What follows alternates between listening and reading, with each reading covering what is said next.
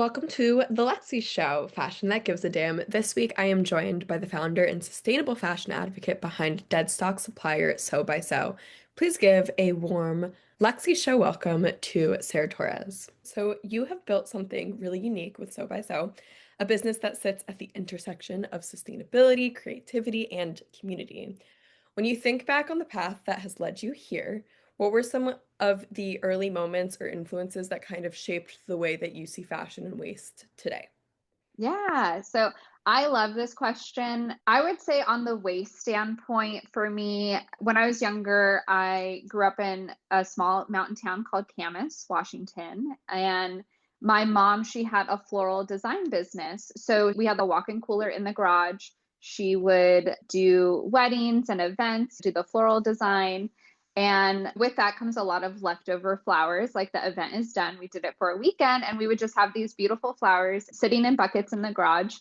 And I would drag the buckets up to the side of the road, and I made a little sign that says Sarah's Flowers, like made my little like flower stand, and would resell her leftover waste.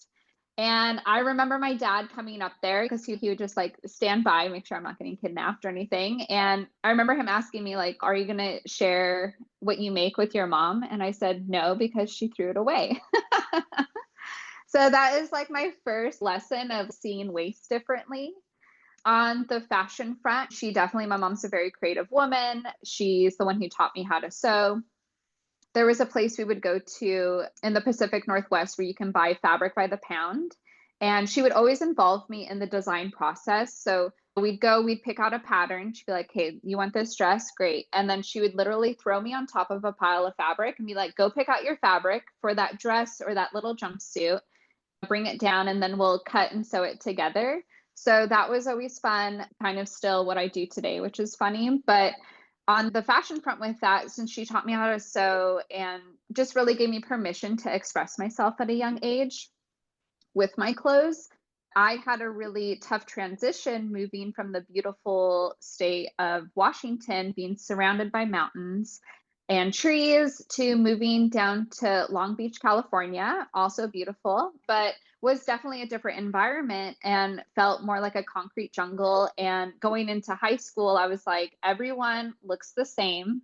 How do I stand out from that? So it was in high school when I really started going thrifting and upcycling vintage, and yeah, just wanting to make a statement for myself. And so that is how I found my outlet through fashion and waste at the same time.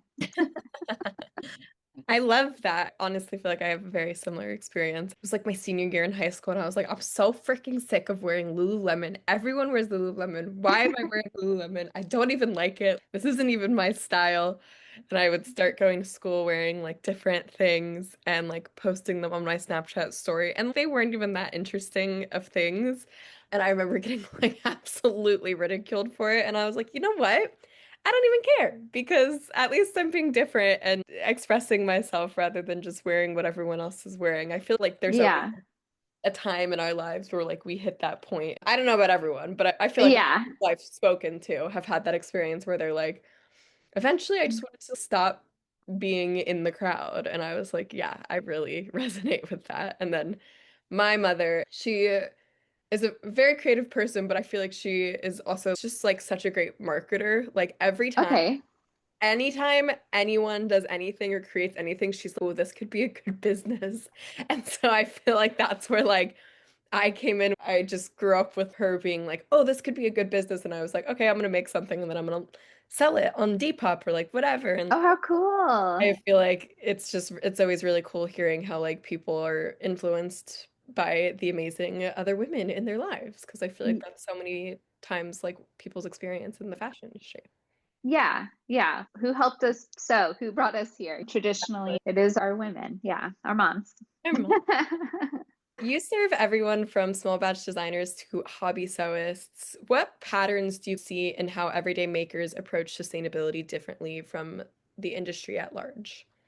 Yeah, so I would say for me, I've been working within Deadstock for over a decade now, which is bonkers. But what really geared me going into fashion design was I wanted to go to school to learn how to make everything. I just want to know, how do we put the button in? What is that machine? What does this machine do? I am a proud art school dropout. I went to Otis and I was like, you know what? It's not working for me. It's like more business minded, and let me just go out on my own and figure out how things are made. So now that I've been like working in the fashion industry for now over 15 years, I'd say, from everything from retail to design to product development and management, the fashion industry just loves to throw things away. But when it comes to home hobby sewists, they hoard all of their scraps, which I love. Like, it's usually, I'm here like at my friend's house right now next to her sewing machine, and she's got a bucket full of scraps because it could be made into something else. And I think that's something that we can definitely take lessons from our home hobby sewists, sewing nerds, as I like to call them, because there is so much opportunity within those little pieces, whether it's making a quilt, whether it's making an accessory. For me personally, when I come with my sewing scraps, if it can't be made into a scrunchie or like an eye mask that I can give somebody, that I am going to shred it and fill it as stuffing for a pet pillow.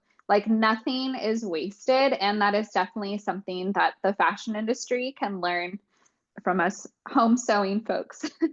I love that. I think that's so smart. That's something that I love to go to an estate sale. I woke up at like 4 in the morning for some reason, like naturally this morning, and I was like, I can't go back to bed. So I looked up estatesales.net and sort of Nice.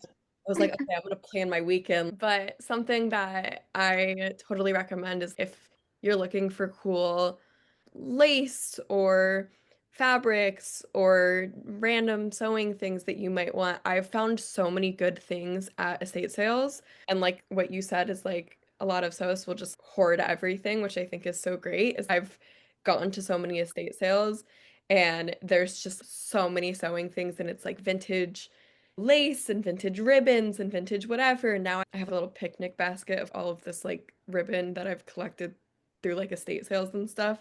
And it's just, I feel like that's a really great way of finding those like good, solid sewing things and little additions that you can add on to anything you're like working on. And sometimes they even have like full things of fabric. So look Oh, up totally.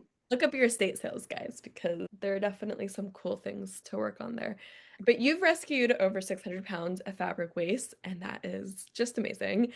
Do you see Sew by Sew as a piece of a larger circular fashion ecosystem? And what could that system look like if more people joined in? Yeah, so I definitely need to update my website because since 2023, when I launched this version of Sew by Sew and started selling e-commerce, I started Sew by Sew in 2021, just selling and providing to brands and small designers, independent fabric stores, so on a wholesale level. And 2023 is when we started the e-commerce store, and I started with my mystery fabric bundles, which these are mystery bundles you can sell by the pound. And since 2023, this is crazy, we've sold over 8,000 pounds of fabric saved from not going to the landfill through this offer. And my mystery fabric bundles is just my favorite way to keep textile waste out of the landfill. My whole reason for launching them, I was feeling really confident one day. You know how I said that I started in 2021, and I was sharing some things on social media behind the scenes. Oh, this is what I'm doing. Like, I'm cutting swatches and sending them out, and look at this warehouse, but nothing in the realms of introducing myself to a larger audience. And in February 2023 was like, I haven't tried TikTok yet. Let's just try this. And did, hi, my name is Sarah. I am the owner of Sew by Sew, and I'm on a mission to keep textile waste out of the landfill by using Deadstock fabric for brands, designers, and fabric stores. And this video, unfortunately, is like no longer on the site anymore. I think probably for music copyright or something, but the impact it made, it got over 500,000 views, which is bonkers, and people just commenting, how do we get this fabric? My website, I had it as just a place for people just to know what I am, what I do. And I was like, oh, I'm not going to be listing like 50 to 100 rolls of like fabric prints. What's the easiest way that I can move this fabric? Let's do it by the pound. But not only just by the pound, you get to have some control as a designer or as a creative where you get to choose your color and you get to choose your own style aesthetic. So that way it makes it fun for you to be like, oh, I'm going to be receiving something that's I would love to sew and that's going to fit within my style and that's going to inspire me, but also makes it fun for me because then I have to go and search for red cottagecore or purple grunge or green retro all around the fashion industry and sourcing these materials to put together these sweet little bundles for people to sew and get inspired by. Yeah, that's awesome. That's incredible. I feel like that's so fun. That'll be like for me, like instead of sourcing fabric, I like love thrifting and I'm Okay, yeah. people will be like, "Oh, like I'm really looking for this and that." And I'm like, "You came to the right place." It's like, "Give me 2 seconds and I will find this for you." Exactly, exactly. And going on like that treasure hunt, because again, avid thrifter, I love just like digging in trash, digging for Yeah. treasure. And these places I go to, they are not pretty. Like they are dusty. Yeah, everyone thinks fashion industry is so glamorous. It is definitely not when you get behind the scenes of it. Yeah, honestly, I would say that a lot of the pretty happy runway, gorgeous things that we see the fashion industry as, like, actually is just a facade for actually how like dark and harmful the fashion industry is. And Totally.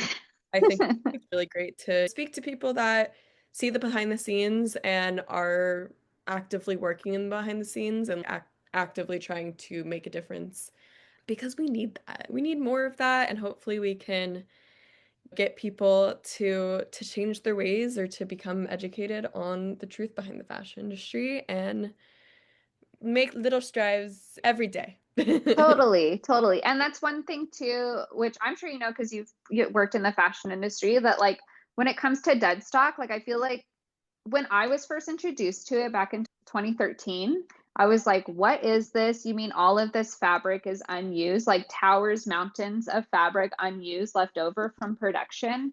And how come nobody else really knows about this? Like, I just have brands and designers and movie people coming in to buy this fabric. Like, more people need to know. And it's been really important for me to bring that transparency of the behind the scenes of the fashion industry of showing, look, this is what Deadstock is. And I feel the more people who know about it and the more attention it gets, then it gives people more education to approach brands to be like, so what do you do with your leftover fabric? What do you do with your leftover production? What do you do with the stuff that doesn't sell? Are you throwing it away? It allows like more pressure to bring transparency to these brands and to say you can do better. If you're making it fit, let's find out a way to bring circularity to it and not just try to hide it in the trash, in the landfill, on an island, in another country. Let's try to work on solutions for giving it a real new home through circularity. Yeah, completely. I worked in Italy for 3 months and I worked for this really interesting and cool brand that I've always been, I feel like, more on like the marketing side of things. That's what I studied in school. And I went to a fashion school, but it was still like I'm learning digital marketing. And so I feel like I hadn't really seen firsthand too much of the behind the scenes. Obviously, I've read a lot about it and seen images, but like I've never seen it up close in person. So it's like this town a little outside of Florence, and it has all these factories where they make a lot of these like high-end designer bags. And a lot of the place that I worked at was she took all of this leather that was like, it's the same leather that's going to be put in your Louis Vuitton bag or whatever brand, but there's like a whole section of leather, and then they take like this bit of it, and then the whole rest of it gets burned or taken to a landfill. And it was like Yeah, insane because you freaking killed an animal for this and you're only using a section of it and then you're yeah. literally throwing the rest of it out. So she owned like the first leather rescue like company in Italy, and she would basically have all of the pieces that were gonna be sent to either get set on fire to head to a landfill, she would rescue all of it. And then she would basically shred it, similar to what you were saying about putting it in like a pillow, but she would shred it and then she would have local artisans like weave it together and turn them into beautiful purses. And so Oh, I how was, cool. yeah, it was really cool to see up close and like just see the sheer amount of leather that she got on a day-to-day basis and like what they could do with it and how they could repurpose it, but then also just the amount of it. And I was like, and this is just one little place in Italy. Like I can't imagine how much the whole world is producing. Um, Yeah. and so that was really interesting to see up close and personal. And I'm like, I wish that everyone could see this so that they can maybe stop supporting some of those brands too, because I feel when we think of the fashion industry, we think of a lot of these like high-end designer brands. And I'm like, honestly, those are some of the worst examples because they have a lot of money and make a lot of money, but still make really horrible choices in terms of environmental safety. Yeah. Yeah. Very interesting. Just, but that's why we're here, right? To bring, sometimes it seems like it's so large and vast and there's so many problems, but I think any way that we can find even just one solution to that, one person, one solution. We got one lady saving the leather in Italy. Heck yeah. Let's get, a few more folks on board as well or Yeah. to help out. No, Yeah. exactly. I've talked to so many people that have started off working in the sustainable fashion industry or just sustainability in general, and they're like, no, I literally couldn't work in this anymore because it seemed so daunting and like we were Mm, fucked essentially. And I was like, yeah, I definitely feel like that sometimes. And there's lots of climate anxiety, which is talked about a lot in this mhm. industry. And I think it's so important to talk about. But like what you just said, is I think what gets us all through it is like seeing the light at the end of the tunnel, hearing those little success stories or those things that are going right. Because as there's sides of things that are probably, yes, getting worse, especially right now, there are also things and new technology and old technology and just lots of people, even the fact that we talk about sustainability as much as we do nowadays is a win because this word was not thrown around as much as it is now. People Yeah. Yeah. just gotta Yeah. take a win as a win, gotta take the wins where we can get them. Exactly. And I'm a huge proponent and baby steps still move us forward. Yeah, Yeah. We're still going there despite who's in a leadership position right now. We'll take care of each other. exactly, exactly. Yeah. So, speaking of dead stock fabric, what's something that people totally misunderstand about working with dead stock, especially when you're trying to build like a scalable, ethical business around it? Oh, totally. Dead stock I'll give it a little quick definition, short definition. It's leftover fabric from the fashion industry. There's multiple reasons why it can exist. The main one I would say is overproduction, and that is in turn because textile mills have such high minimums that it's, oh, I want to make a dress and I just want to make 500 of them or even 100 of them. And they're like, oh, but you have to buy, we'll say one dress, we'll make it easy, one dress, 1 yard of fabric. I need 100 yards. And the mill's like, well, our minimum is 500 yards. So then you're like, okay, but I really love this fabric. So I guess I'll buy 500 yards and you only use 100. You have 400 yards you didn't use. So that's like a major issue with it. Sometimes dead stock fabric happens due to misprints or misdyes. Sometimes the fabric doesn't turn out the color that the brand or designer envisioned, or they change their mind, or due to like seasonal trends, they just no longer want to use that fabric anymore. So then it just sits there. And so I would say in saying dead stock fabric is leftover fashion waste, some people think, oh, waste, so it must be defected. And it's not necessarily, it's not always defective. Yeah. Most of the time, it's just excess from the overproduction or test prints, and it's perfectly good to use. Another issue that kind of comes up or a question as far as, oh, it's dead stock, so it should be discounted or it's cheap.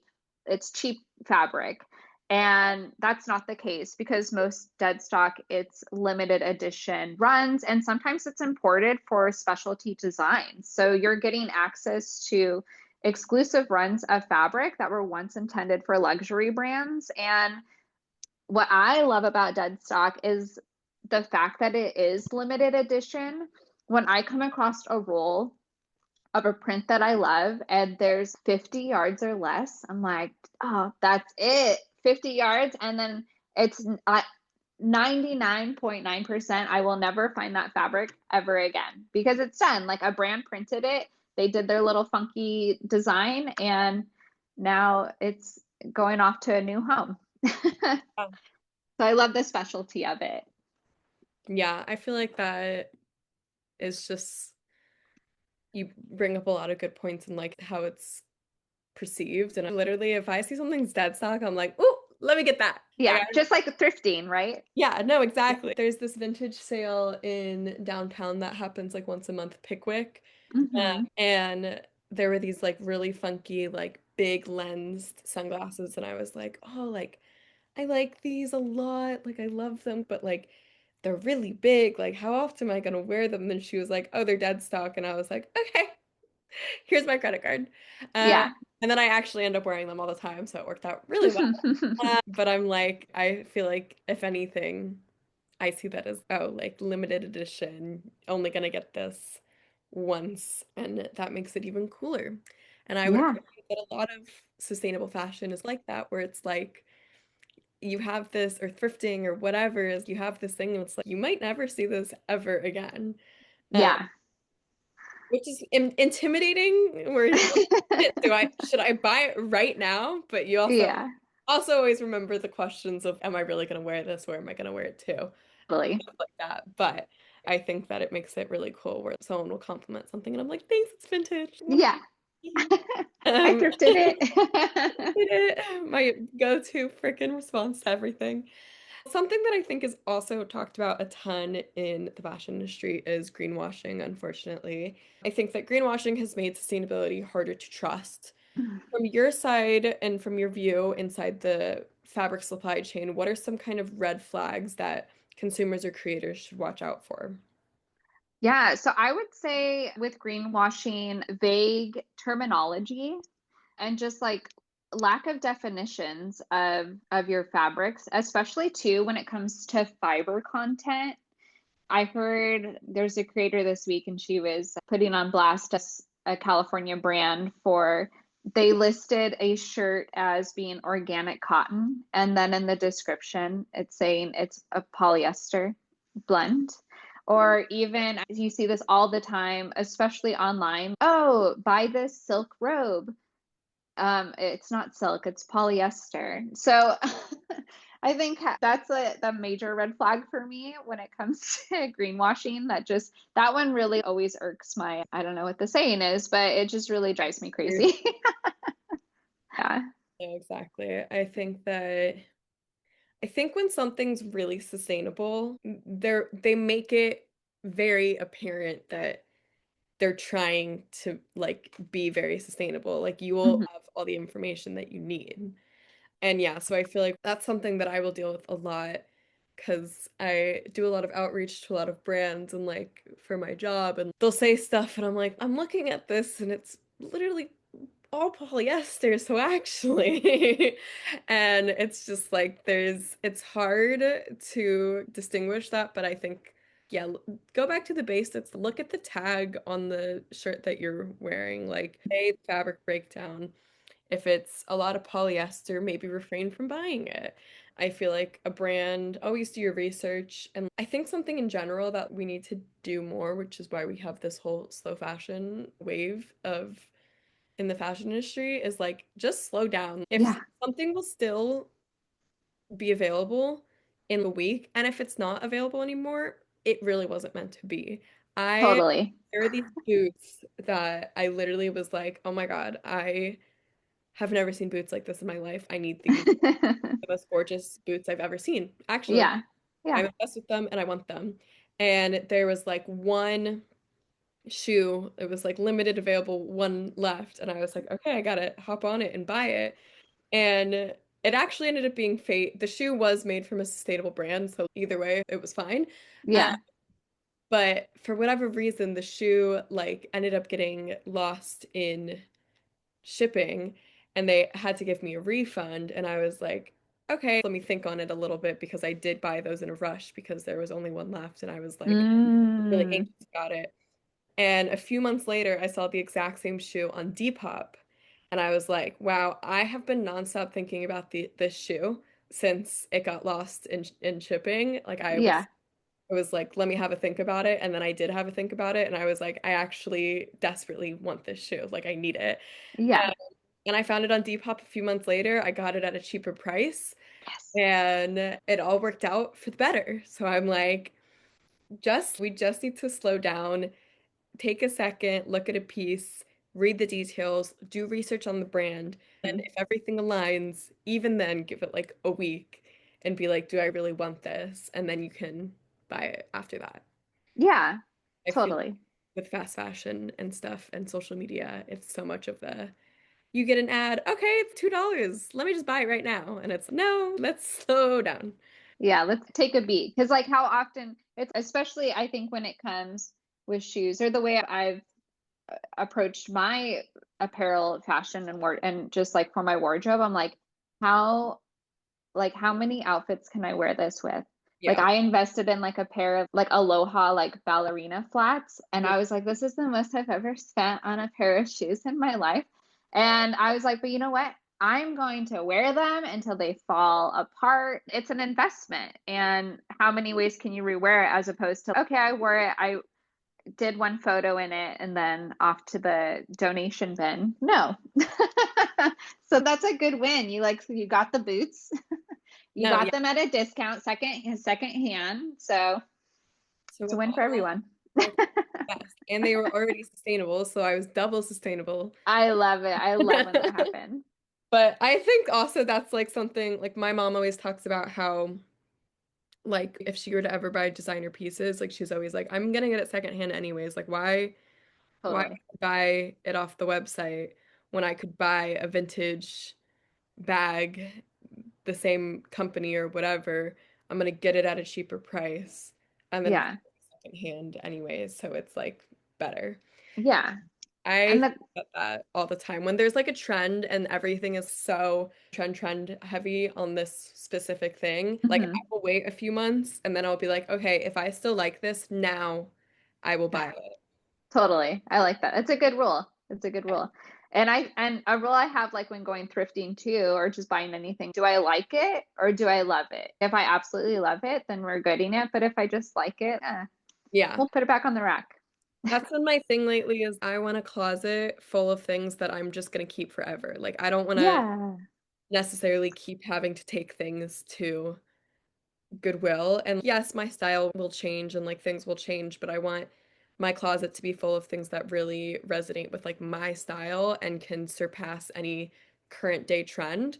And so when I go to a thrift store, I'm like, okay, is this something that's going to be in my closet for forever? Or is it something that when I leave here, I'm not going to be that bummed that I didn't get it? totally. I feel like that's a good question to ask. Yeah. Okay, you've said that So by So isn't for you, it's for us in a space where entrepreneurship often feels individualistic. How did you build a business model that centers around community without compromising your boundaries? Ooh, I would say for me, so with launching So by So, I was just like, okay, I know that I hate seeing all of this unused fabric just go to waste. And how can I get more people to get it? Once I started doing really planning out my content when it was coming to with social media, I was like, I can't just not just show and being like, this is the problem. This is the problem. It's like, these are the solutions. And in order to get to the solution, like we need each other and it can't just be me. With So by So, I get messages from fellow sewing nerds just sharing, hey, I saw your video and I haven't touched my sewing machine in years. For whatever reason, I've been depressed. I haven't felt confident with it. and seeing your videos and how excited you are to be sharing about your message of sustainability really inspires me. And I bought a mystery bundle and I'm like, that is amazing. I feel like that has what has pulled out like so by so out of the individual and being like, you know what, this isn't just for me. Like it's for everybody. And that's one thing that I love too about sewing. Like everybody can sew. Like Mhm. any age, any gender, anyone can pick up this tool and learn how to make something. And that is something I think is so magical that it helps thread our humanity. But I love it. And that's sewing has really shared for me that it's brought community together. Yeah, I think that's something that like I don't know how much we do it nowadays, but like when I was in school, we, at some point took a class, a home ec Hmm. class where we had to learn how to sew a pillow or something like that. Yeah, I don't know if they still do that, but that was always like a requirement in like elementary school or middle school or something like that. And that was something that was so important. And I feel like we've lost this like art of doing repairs and art of learning how to sew so that we can sew our button back on or, totally. patch up a little hole or do whatever or make pillows or do whatever. And so I think this is something that like we need to go back to not everything. It's so great that we live in 2025 and there are new technologies every single day to help us with sustainability.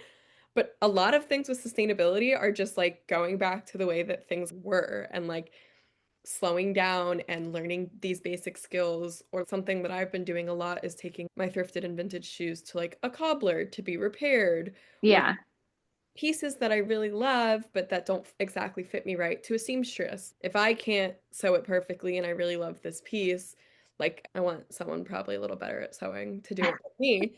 Uh, yeah, but I did this the other day where I thrifted something for $12 and I loved it, but it was too big on me. And so I just went to a seamstress, cropped it a little bit, and now it's like literally one of my favorite pieces in my closet now. And I've worn yeah. it a billion times since. And I literally think I got it back like last week from the seamstress. So I've basically worn it like every day.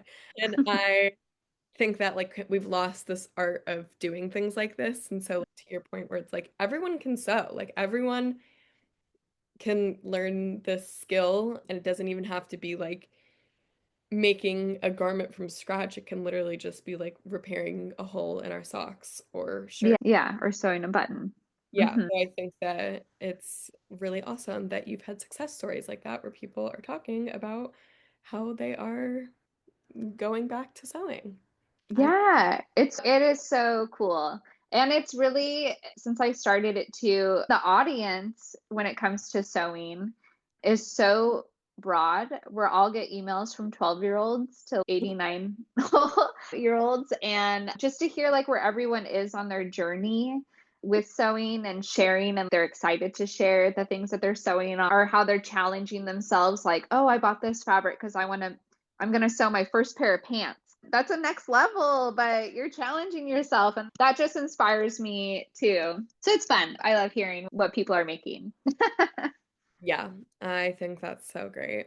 I always like to end my podcast on this final question of if someone is starting their sustainability journey, what are some top tips that you would give them? Yeah, so top tips. I would say start small, and it can be anything in the realms of like with sewing, you can create some household products for yourself. Something that I've started doing is we're still a household where we still have some paper towels, but I'm slowly fading them out and using reusable napkins, cloth napkins, or even cloths that can be like where they're more absorbent. They're still cellulose based, and then they can be washed again, like when it comes to cleaning the home. Just small things, of course, using less plastic, having your own water bottle.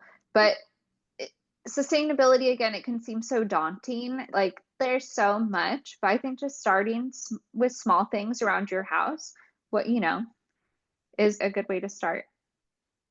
Yeah, that is a great one. I will do that when I think of it similar to after a few days of panic getting dressed for like work or something, I'll have a messy apartment with clothes all over the place. And I will start cleaning it by starting in one specific room and then moving on to the next. And then I Yeah. think that is a good way of seeing sustainability, where it's like find an interest of you or find a room. Maybe it's your Hmm. closet, maybe it's your kitchen, and find ways that you can make that room a little bit more sustainable and then move on to the next.